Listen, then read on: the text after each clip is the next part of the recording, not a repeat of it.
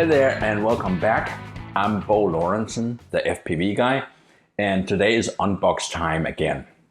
Lately, the manufacturers have been catching on to the fact that not everybody has a desert to fly in, so they've been making smaller things like the Blade QX200 that I modified. I put a Möbius camera and a transmitter underneath, and I've been flying it with my FPV goggles and recording video, 720 video with it as well.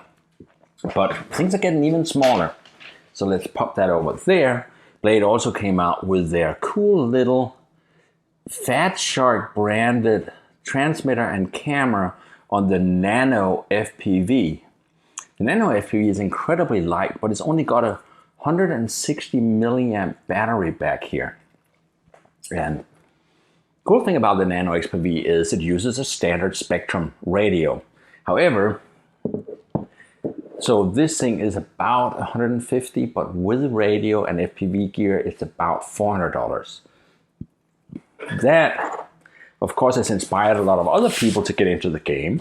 And I just got from Tower Hobbies a Proto X.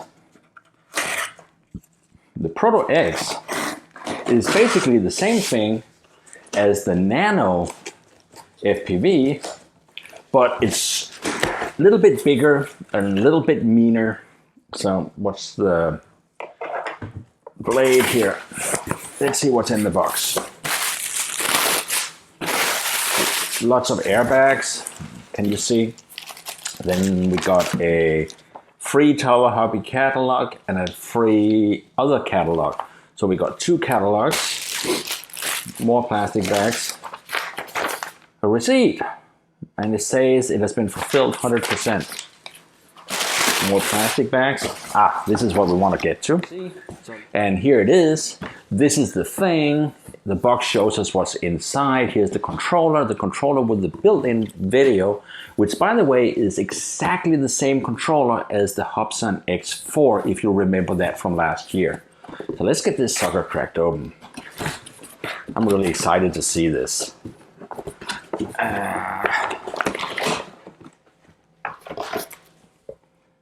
There we go. And on the back side here, you can see it's the FPV. It's a Proto X FPV. It has the radio. It comes with the charging cables and an SD card. So it has all the things you need or should need to get flying. Here is a manual. Manuals are good. I'm going to be reading that while having coffee at some other time. And let's get into this. How does this come apart? Here's the radio. I love this form factor. I made a big deal of that form factor last year when Hubsan came out with theirs. How do I get this out?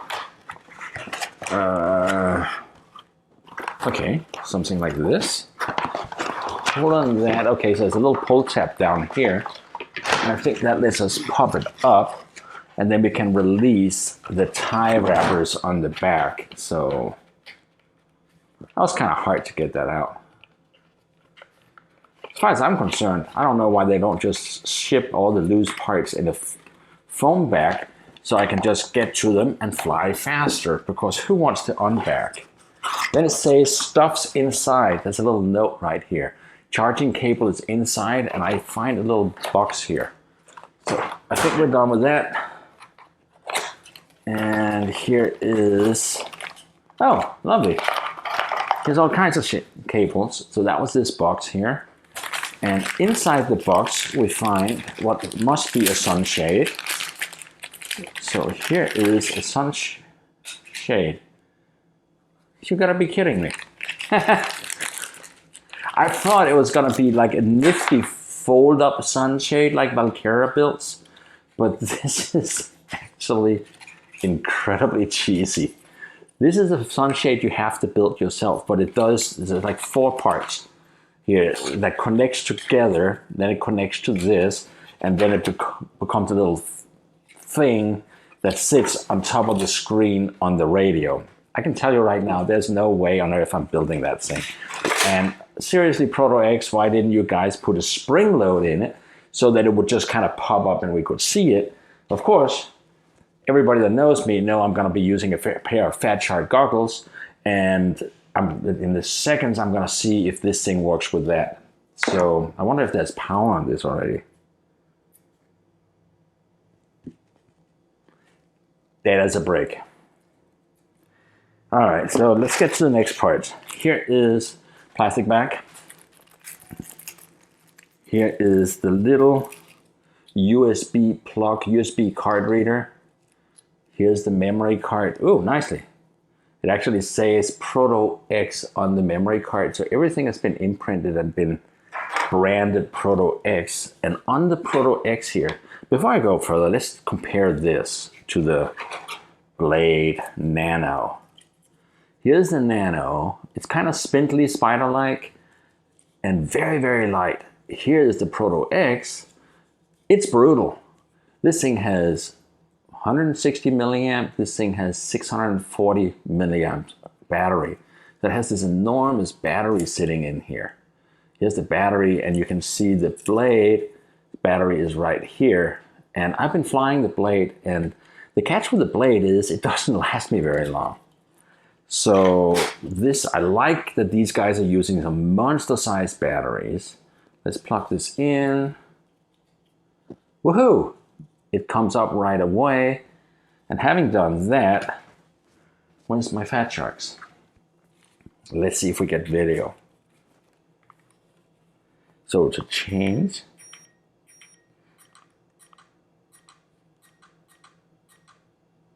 woohoo! I have video. I can actually see, let's see. Yep, there is video. I don't know if you can see it, but there is video right here. I don't think that's very good, but the bottom line is there is video from the Proto X to a pair of fat sharks. That means if you have fat sharks, and probably if you have the radio controller from a Hubsan from last year, from a Hubsan X4, you should be able to fly this thing BNF. So hopefully very soon we can buy this thing BNF instead of buying it instead of buying the full kit. And let's get the SD card. This one has it up on the back end here. There's an SD card slot right there. So I'm gonna tuck that SD card slot right in there. And let's see. It's not seeing it. So I guess I have to start it up with the card. And by the way, I noticed because I was flying Mats the other day, there is a record start right here on the backside. This little button, you have to like tuck it in and push on it, and that will start recording. Once it starts recording, you get 720p recorded here instead of like Hubsan was doing recording from the radio, because the radio gave you kind of shitty signal. Recording from the aircraft is the only way to get a good quality signal.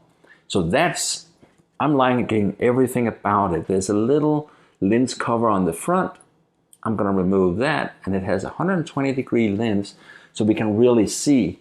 Hubsan made the mistake of making a narrow lens that made it impossible to fly FPV, but with a 120-degree lens, we can actually fly FPV. Let me unplug all of this, and we need some batteries. I had a stash of batteries. And if I remember right, this particular controller requires 4. 1, 2, 3, and 4. I love the Energizer lithiums because they let me play longer. And I think I'm done with the sticky thing on the screen. So let's remove that. And down here is the battery compartment on the back side. And the one thing we learned from the Hubsan radio was, because of the big screen, these little radios are serious battery hogs. Also because once you start charging 650 milliamp batteries that you can, I guess, charge from this one, but you really want to charge the battery from a, so power that up, and we'll power the thing again. I like it has a little switch. So I turned on the Hubsan. Ha, here it is.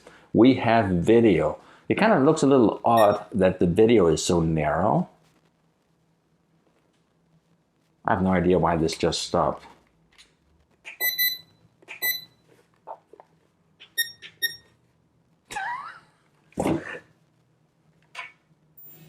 Alrighty. I have no idea. The video just stopped. And it's blinking red and yellow, but I know I just put brand new batteries in it. Let's see if it flies. So here it is. I'm gonna move my goggles for safety.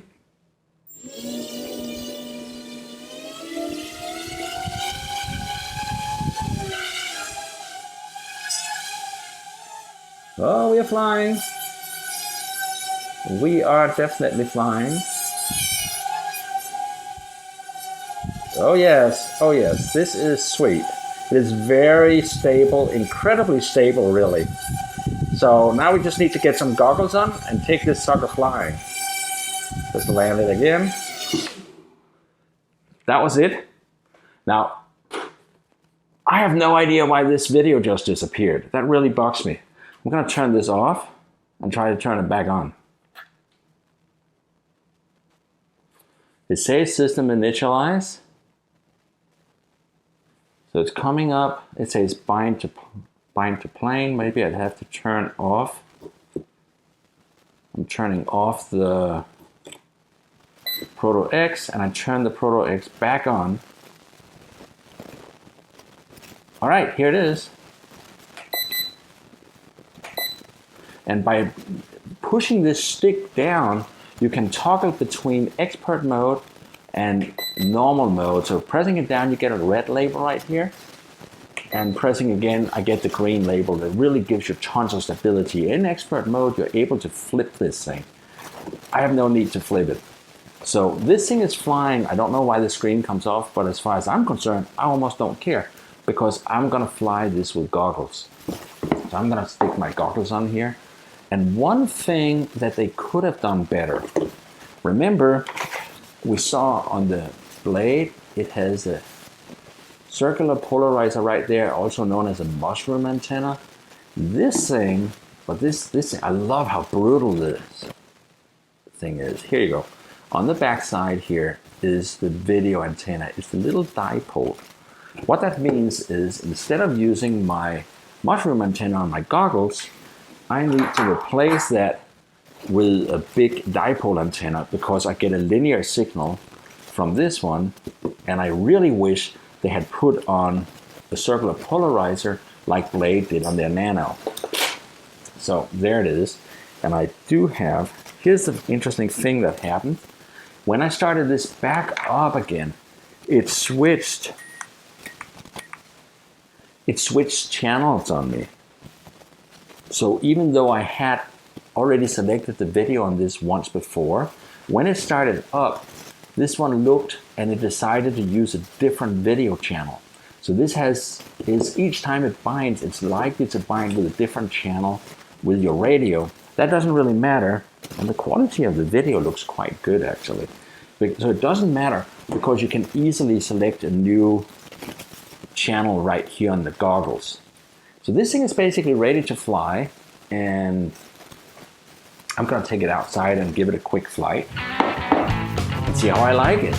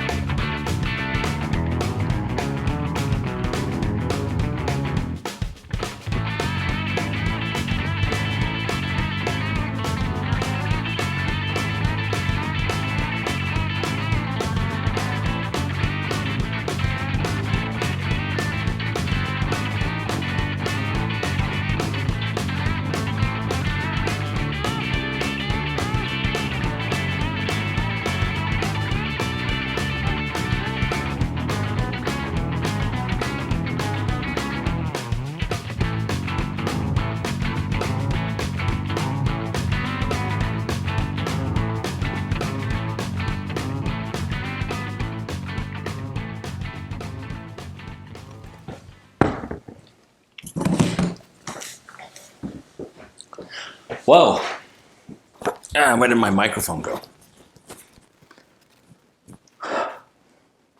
Well, that was interesting. Like I mentioned before, you start and stop the recording right here. So I'm going to push that and stop the recording. We're out of battery. And what I learned a whole bunch of things real quickly. There's nothing like flying stuff to figure out how it works. Up here on top of the screen, you have the remaining voltage. We're now at 3.7, and I can say for sure the thing is virtually impossible to fly at 3.7. However, with a fresh battery, it flies really cool. The other thing I figured out is that the total amount of recording time shows up on the goggle video, and I'm going to show you a little bit of that. And now, we talked about how this is heavier. The blade is really nimble, and there's an interesting thing with the blade has a direct camera that it does not record. And it is very instantaneous, there's no delay, meaning you can really fly. An FPV pilot will feel at home with that camera. This camera, on the other hand, for all its fanciness, and recording 720p has an enormous amount of lag. What that means is when I was flying down the hallway, I realized this thing would almost hit the wall before I could actually correct on the radio. So there's lag on this aircraft, making the video a bit harder. However, you can easily fly it inside, outside. If you're not doing really tight stuff, this is gonna be fine. It flies great. The weight makes this thing pick up speed like crazy. This thing wants to go fast. It's heavy, it has got powerful motors, it's fun to fly. But there is a video delay which makes it not quite as FPV friendly as the Blade aircraft is, the Blade Nano.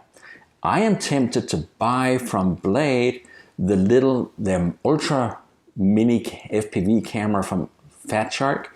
And it comes in a nice little box, and I'm tempted to mount it right on top here to get the good instant FPV signal, and then use the built-in camera to record video.